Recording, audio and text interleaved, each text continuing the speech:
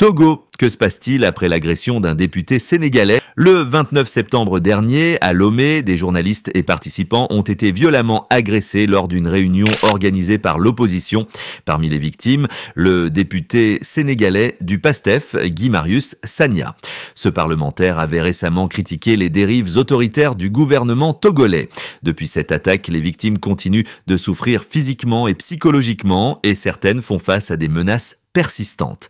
Dans cette vidéo, nous revenons sur les événements et sur les témoignages des journalistes présents, marqués par la violence subie.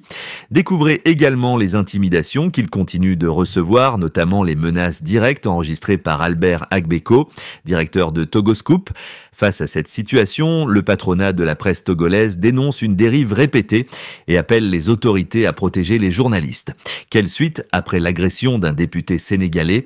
Une semaine après les événements, la douleur et la peur hantent toujours les journalistes auditionnés par la police.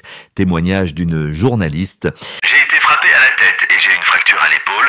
Tout mon corps me fait mal. Un agresseur a tenté de me retirer ma caméra et mon trépied.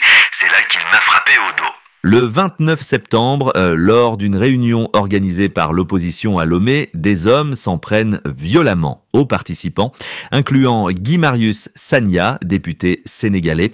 Il avait précédemment accusé le gouvernement togolais de dérives autoritaires lors d'une session parlementaire de la CEDEAO en juillet. Témoignage d'un journaliste blessé. Nous continuons à recevoir des menaces. Nous avons peur de sortir, d'exercer notre métier. Psychologiquement, nous sommes abattus. Albert Agbeko, directeur de Togoscoop, partage un enregistrement des menaces reçues. Vous continuez vos activités, nous allons vous rentrer dedans. Le patronat de la presse togolaise s'exprime. La situation actuelle au Togo est insoutenable. Nous espérons que les autorités prendront des mesures pour protéger les journalistes. Selon des témoins, les forces de l'ordre présentes n'ont pas réagi aux violences du 29 septembre, une critique soulevée par Amnesty International. Cependant, les autorités affirment que les organisateurs n'avaient pas sollicité de dispositif de sécurité pour l'événement. Le directeur général de la police annonce l'ouverture d'une enquête judiciaire. Abonnez-vous à Africa BV pour ne manquer aucun décryptage sur les enjeux politiques et sociaux en Afrique.